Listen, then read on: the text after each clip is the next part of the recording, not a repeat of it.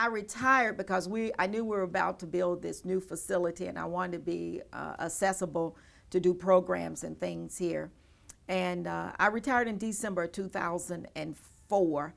And my husband, bless his heart, he thought he was going to get breakfast every morning. I think that lasted maybe a week.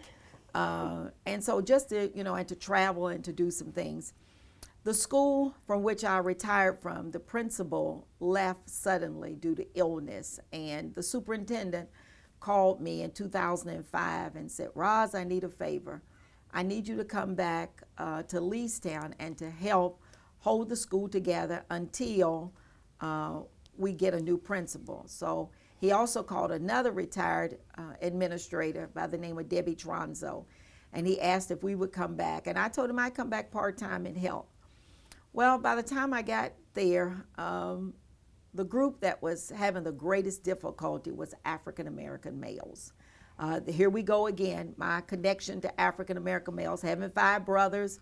The day I went, to the high school with my brother when he was in there, and seeing African American males not being successful in school.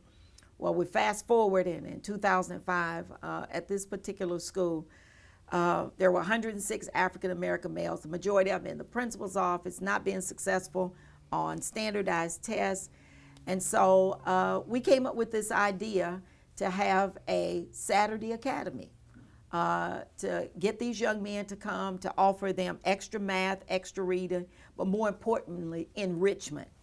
And so at that time, we had a member of our church by the name of Dr. Roger Cleveland, who's a professor at Eastern Kentucky University. I went to him and I said, Roger, you and I are going to partner, and we have this opportunity to start this Saturday program for African American males at Leestown so that we can help them to be successful. So he said, I'm on board.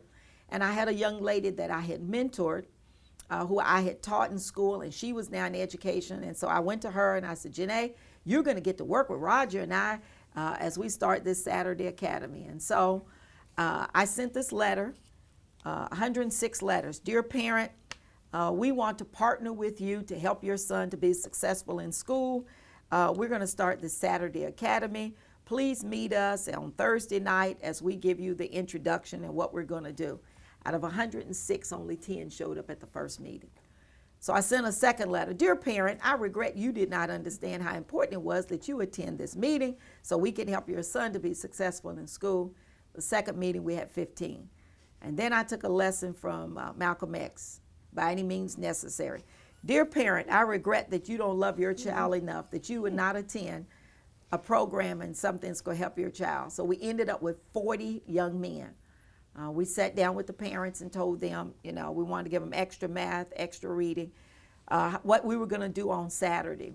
And so it was Roger, Janae, and I, and 40 boys. And we started at Leestown in their library.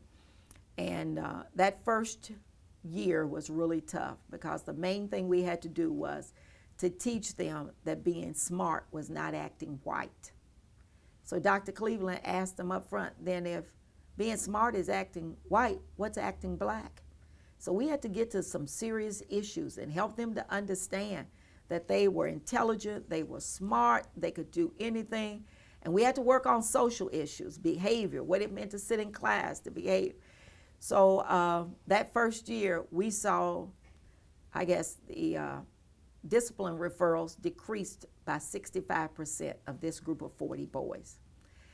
And so I told And this is free. This is free. Mm-hmm. We're not getting paid. We just come. All we had was paper, pencil, the 3 of us, and 40 boys. And no funding at this point. No funding. Mm-hmm. And then we started bringing in, Dr. Cleveland created what was called the Power Story, where we would bring African American males in every week to tell their story and to tell where they came from and all about their story. We might have doctors, lawyers. We had people who had been in penitentiary, all of this to come in. And then we would work with them on their math, their reading skills, all of that. And we took a page out of Ben Carson's book, Think Big. In his book, if you've ever read it, he grew up very troubled, had difficulty in school, even though he says that all that wasn't, but he has it in his book. And so his mother made him read 1 hour every night. And so I had parents make them read every night because readers are leaders.